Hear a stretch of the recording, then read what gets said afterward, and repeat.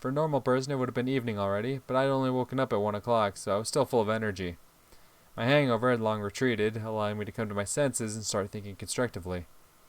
Himitsu clearly thought that we were together now, and I was simply too scared to dissuade her, putting my own feelings aside. And Catherine was doing pretty much everything she could to kill my love for her. She was quite successful at it, I had to say. On the other hand, you can't instantly destroy what took years to emerge and grow stronger. Oh, yes, you can. A phone rang in the hall, and it sounded dull and somehow phlegmatic. Again with phlegmatic. They really love throwing the word phlegmatic around. Hello?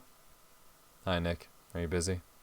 Michael's voice sounded calm and even, as always, even pacifying to a degree. No, just came back. Been walking around with Himitsu. Alright, I have something to talk about. Eye to eye. Can't we discuss it over the phone? Why the secrecy? No. He answered briefly, and I started to worry. Secrecy meant a lot to me now. I assume we can't wait till tomorrow? No. I see. When and where? In the city center. In an hour. Okay, see you. I hung up and let out a sigh. I just come back and only managed to take my shoes off. Michael was punctual and appeared on time, although I wasn't late either. First I wanted to warn Himitsu, but then I figured that since I wasn't meeting with Catherine, Ichinose, or anyone else who would make her concerned, I had nothing to worry about. As for Michael, whatever the subject of the discussion would be, there was no reason to expect anything dangerous from him. Well, hi. Why the urgency? Let's find somewhere quiet first. You sound like a real spy today. Michael didn't react to my joke, however, which was to be expected, but I started to feel even more off. He led me to the park. Wasn't I coming here a little much these days? So, drop the suspense. We sat on a bench far from the main entrance. Do you remember our conversation on Monday? About my father's work in Kobayashi Corporation? I do. Why? After all, I hadn't told him anything specific. Well, I couldn't get it out of my head, so I talked to my father. And? When we have to leave Tokyo, or even Japan altogether. He sighed and frowned, which for Michael could be described as an emotional storm. Something is happening, Nick. Something serious. I think you might be in danger. Come on. Who am I to... And this danger might be coming from Kobayashi Corporation. You've asked about them yourself. I couldn't play the fool around Michael. He was too astute for that. So I stopped smiling idiotically and looked away, staring at the dark silhouettes of the trees and the pond. What exactly do you know? Nothing in particular, but my father was worried, and that doesn't happen often. Oh yeah, like father, like son. Even if there was something, it's fine. Oh, even if there was something, it's fine now. If I were to believe Catherine. If I were you, I wouldn't just neglect. I'm telling you, it's alright. I ground my teeth, but continued in a slower voice. Thank you for caring. The spirit of contradiction seemed to be strong in me. After all this madness I'd experienced in the last couple weeks, I finally managed to fix my relationship with Himitsu, handle the situation with Catherine to some extent, and nobody was following me anymore, at least not openly. Now I was going to start all over again? And who was informing me about this? Michael? It felt as if a Christmas deer had brought me some news on its horns. Well, I just wanted to warn you. That's all I can do. Are you sure you're going to leave? I don't know yet. When will you know then? Can't say that either. Sounds like riddles and assumptions. Not enough to panic over, don't you think? Who's panicking? Due diligence never hurt anyone. What do you mean by due diligence? What should I do to be diligent? Buy a gun? I smirked. We can hardly do that here, but if we were in the US, I'd say it might be a good idea. Is it really that bad? Jokes like this weren't in Michael's character, and he seemed serious. I hope not.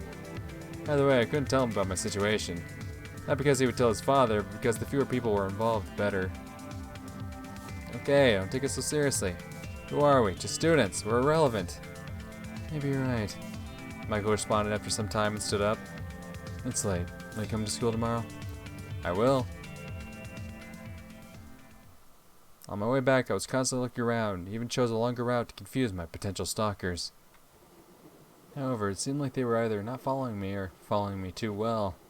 Of course, I couldn't get Michael's words out of my head, but it felt as if I'd been sedated. My own problems seemed distant, as if they belonged to a total stranger. Sometimes it can be almost impossible to break out of a negative perception of things and see the good aspects and positive changes in life. Or sometimes the overwhelming wave of positivity doesn't let you think straight and see that things aren't all so rosy, that the enemy literally hides around the corner. Hides around the corner. I was walking down the streets of the Japanese capital and breathing rich autumn air. Every season has its own outstanding smell. For summer, it's green grass, blossoming flowers, gentle sea breeze, soil, and asphalt heated by the sun. But autumn brings along freshness and humidity of frequent rains, dampness of soiled leaves, the aroma of ripe apples, and rich scent of fermented plums. To me, autumn was the crowning achievement of creation, the final point and pinnacle of the cycle. For a couple of weeks yet we could enjoy soft warm days and fresh invigorating evenings, the whirlpool of colors of the withering nature and the ripe juicy fruits. And the arrow of life soars over midnight to begin a new ascent of the summit through the long winter night. My big empty house greeted me with darkness. I had already grown a bit unfamiliar with, and a dead silence. Somewhere deep inside I was hoping that Himitsu would come after all. Or at least would make dinner. Or even just leave a note. However, I wasn't particularly upset about that. After all, the had gone pretty well. What? Neglecting the matter of dinner and feeling almost happy, I went to bed and quickly fell asleep.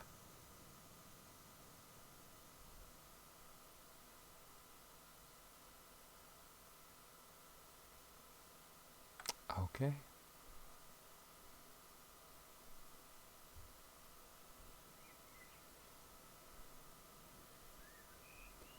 The earlier bird catches the worm. Yet another one of those proverbs I doubted the truthfulness of. For one single reason. Even if I were to catch worms in the morning, it only happened thanks to Himitsu. But today I woke up early. It seemed I was forming a habit. My stomach was growling. I was hungrier than ever. Himitsu almost always made breakfast for me, but had I ever cooked for her? Sure, sometimes I'd wake up early and want to eat. But like this, deliberately and purposefully. After tidying myself up, I headed for the stove. I wondered if an English breakfast would be a good choice. I seemed to have all the necessary ingredients. Eggs, bread, even bacon. I thought there was supposed to be something else. Corn, tomatoes, or beans? Ugh, no. I mean, maybe in like an English breakfast, sure. Well, it wasn't that important. I still had tsukemono from yesterday. That could fill in for other vegetables. I cast a glance at the clock. Himitsu would arrive soon. The eggs sizzled happily in the pan, the yolks like little suns. The day seemed bright and fair. I opened the garden door wide, letting fresh air in. I heard the sound of the keys clinking in the hall, and soon Himitsu entered the kitchen. "Nika-kun?" she asked, genuinely surprised. "You're already up?" "Yes, I'm almost done with our breakfast. Take a seat." I pulled up a chair and invited her to sit down. "This is so unexpected." "Better late than never." "You didn't have to." "It sounds like you're unhappy about this." She waved her hands and smiled. No, I'm very happy. Hell yeah. It's really tasty." Himitsu tried the eggs. Of course, she was exaggerating, but even I couldn't ruin such a basic dish. "And for the dessert?" She grabbed some tsukemono with her chopsticks. Thanks for that, by the way. They really helped me yesterday. "Glad to hear it, but prevention is the best medicine." "So you're suggesting I drink alcohol regularly to develop an immunity?" "Nika-kun." She pouted. Easy. It was a joke. "From now on, you're going to make breakfast for me every morning." You wish. She laughed sincerely, very cutely. I noticed that I was staring at her too openly. "Fine, but you can do something else." Like what? "Clean up." You wish. I drawled. "Or at least not make such a mess." I shall consider your proposition. "Do be so kind." Himitsu took my empty plate, but I stopped her. Let me do it. "I'll cut you some slack. You've already put in too much effort for today." Well, hypothetically, if I am going to cook, what will I get in return? "We shall see." Ho ho ho. She smiled slyly. I love her sly smile. "What would you want?" Oh, y'all getting playful. I can only think of one thing. I was about to say out loud when Himitsu accidentally walked into a bag lying on the floor, dropping the plate which fell and broke into pieces.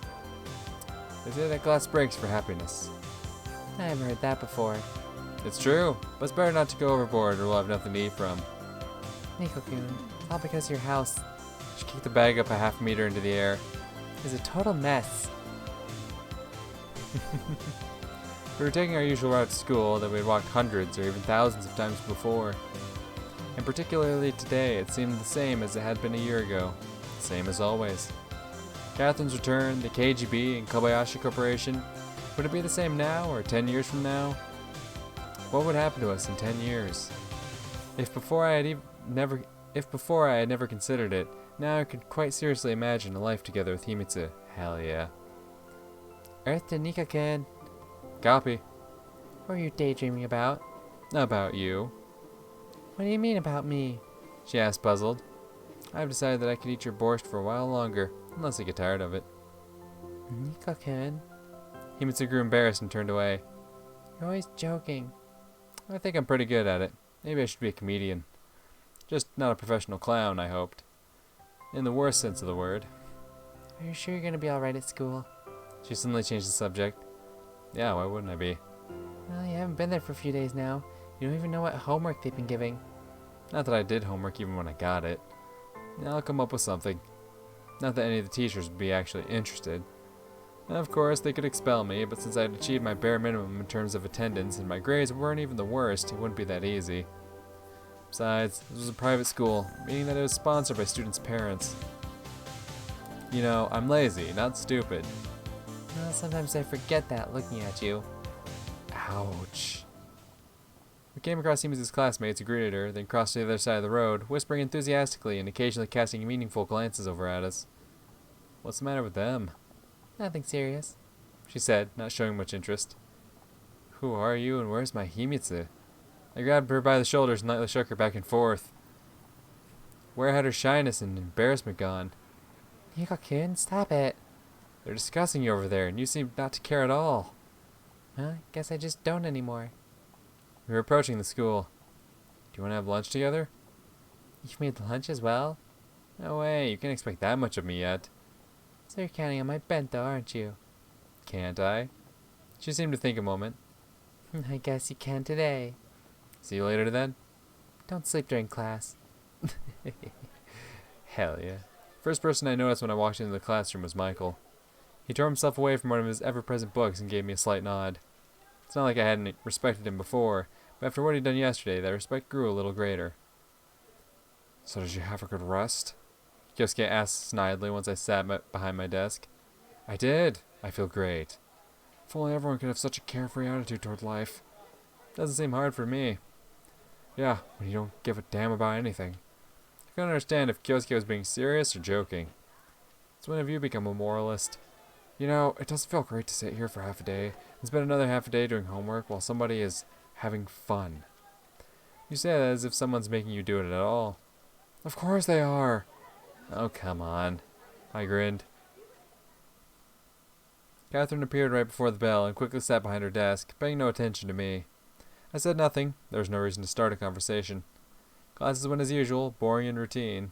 I always found it easier to extract information from books instead of forcing myself to listen to someone. In fact, I'd say schools care more about grades than how useful or practical the knowledge they teach their students. Yeah, big true. Because grades are the only measure of the quality of education at the moment.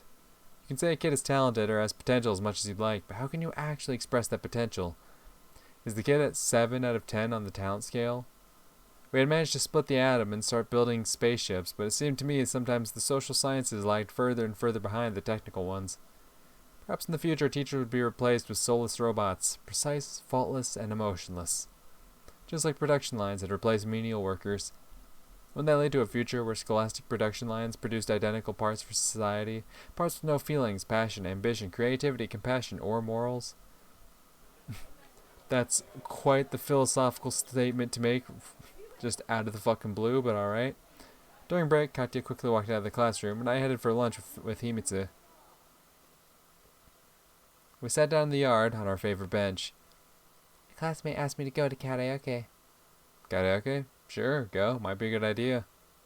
Don't you want to go with me? Me? Usually she didn't invite me to these events. Didn't offer to go herself either. Yeah, something wrong? Nothing, just... Will Saya-chan be there too? I guess so. Himitsu smiled. Aren't you afraid that we might have a fight? I hope you won't start bullying girls. Then we're on unequal grounds. She can bully me. Nobody's bullying you, Nika-kin. Alright, if you say so. Hell yeah, let's go for some karaoke. I was walking back to our classroom and thinking about Catherine. Why? Why? What the... Himitsu invites you out for karaoke and you guys like share a nice little lunch. And like, yeah, I was walking back to the classroom and thinking about Catherine. Why? Why in God's name were you thinking about Catherine? Sir, I'm gonna need you to stop just popping out of the blue like that with fucking your Catherine thoughts. God. Like, ah, man, I just spent time with Himitsu. Himitsu invited me to karaoke. I ate lunch with Himitsu. I've been hanging out with Himitsu. Things are going great with Himitsu. Anyway, I walked back to the classroom and I was thinking about Catherine. This is the shit I can't stand, buddy boy. I wonder what she felt about these new circumstances. The excitement of the first few days had faded, and we all knew we needed to get on with our lives. First there were emotions, demands, rejection of any compromise, and the inability to think about consequences. And then came the realization that life went on and everything remained the same. We shouted at each other, broke some dishes, then sat down to have dinner in the 5-square-meter kitchen of a Soviet Khrushchev-era apartment, as we had nowhere else to go. It was quite a crude analogy for Japan, but Catherine and I had to, if not in the same kitchen, at least spend time in the same school. Something struck at my chest from inside. I realized I never thought about what could come next, what I would do and feel if everything remained the same. Classes finally ended, and I ran out of the classroom in anticipation of karaoke. My singing abilities left much to be desired, but at least it would be a change of scenery. Outside I was met with an unexpected twist. Kagome, standing at my locker. Oh. How did she manage to get here faster than me? We need to talk. I'm in a hurry, actually. It's important. So what do you want to talk about? Not here. I figured I still had some time, besides I was interested in what Kagome wanted to talk about. Lead the way. We went to the roof. You could set up an office here. I smirked, but Kagome got to the point immediately. What's going on? What are you talking about? Stop pretending. I know everything. Know what? His tone right off the bat meant it was something serious, at least for her. I know that you're connected to Kobayashi Corporation. Me? What the fuck are you talking about? I haven't even graduated yet. Kagome clearly wasn't a corporation agent. She didn't look like she was with the KGB either, but her words sent a shiver down my spine. It took considerable effort to remain outwardly calm. Or your parents were. Watch your words. It really wasn't very polite of her, but I shouted so loudly Kagome shuddered and shrunk back.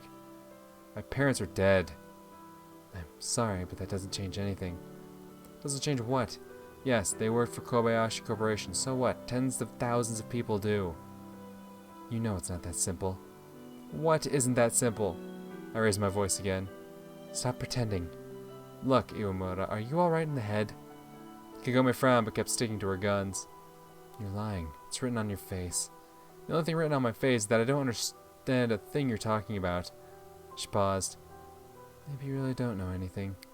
And this conversation is over. Hey, I called after her. Of course, Iwamura was a weird girl, but to hear about my parents and Kobayashi Corporation from her. I could have stopped her and interrogated her about everything, but I felt it'd be too much. After all, we were at school. She'd scream, and then what? They would definitely believe her over me, whatever she came up with. Rapist, be my guest. Serial killer, no problem. Most teachers probably wouldn't even be surprised. Maybe Kagome knew something or was involved somehow, but she clearly didn't pose any threat herself. Besides, Himitsu was waiting for me. It was surprising how for the past couple of days, thinking about her caused all my other problems to fade into the background.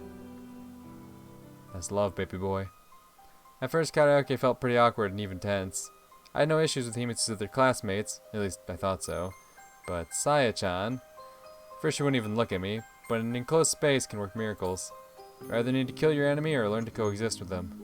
So after a couple songs, she seemed to come to peace with my presence. I didn't even have much fun, though. I could only think about Kagome's words. What did I know about her? Well, absolutely nothing. Meanwhile, she knew about my parents, about Kobayashi Corporation. Perhaps she was also a victim. This conclusion sounded more logical than any other, so I decided to stick to it and ask her about it openly at the first opportunity. When we left karaoke, it was already evening. Time passed so quickly. You can say that again. Sai was walking with us, while the others went in another direction. Do you also live nearby? No, I'm going to the station. Oh, right, it's on the way. Felt a bit awkward around her. After all, my past behavior wasn't exactly up to Japanese standards. But Saya, in turn, wasn't displaying any open hostility towards me. Maybe because Himitsu was around. Singing isn't my thing, after all. Only I had my bass. I totally agree with you there, Anakin-san. About the bass? About your singing. It's not like you exactly have the greatest voice either. Never claimed to. Enough, both of you. Himitsu laughed. Look who's talking. Your singing is pretty alright. I'm not even sure whether that was a compliment or an insult.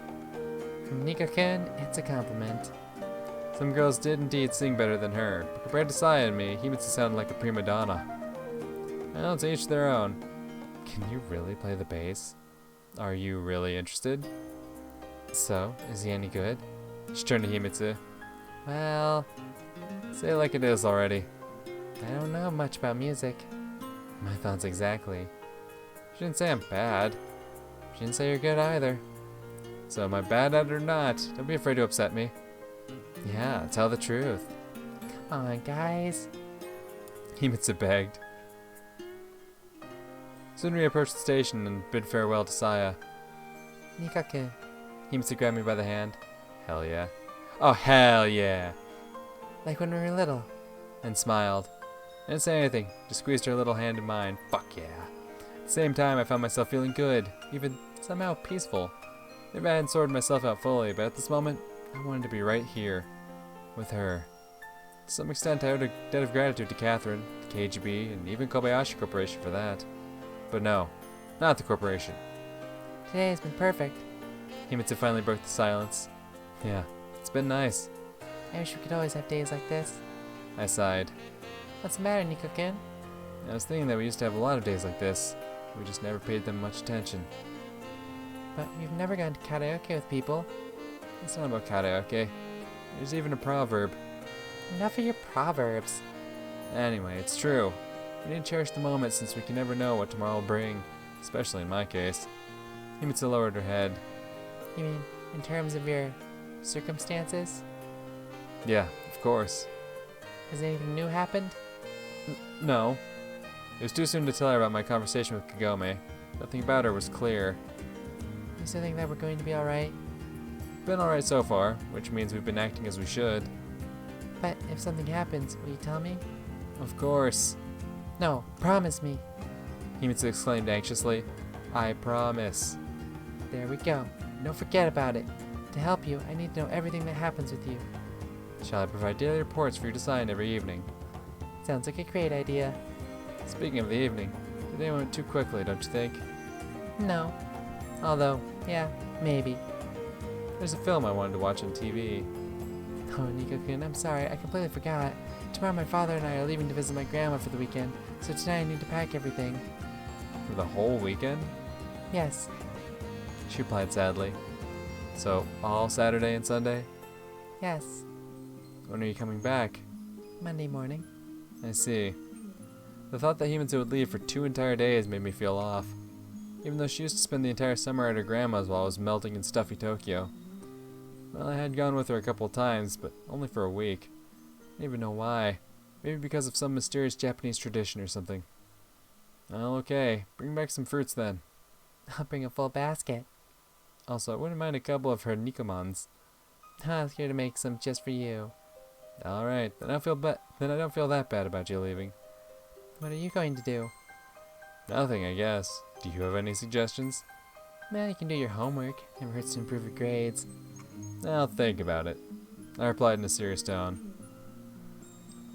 We approached the house. Himitsu looked cautiously around and kissed me on the lips. Fuck yeah. It was so sudden that I didn't immediately realize what happened, and only when she was a few meters away did I feel blood rushing to my face. Like an 8th grader. Damn it. Himitsu's boldness was even more surprising. See you on Monday. See you. I walked into the yard and saw Kagome, sitting on the porch. Oh, it's you again, I exclaimed, and immediately turned around. Luckily, Himitsu had already gone home. We haven't finished. I'd say we never even started. I don't have any desire to change that. I tried to enter my house, but Kagome stood stubbornly in my way.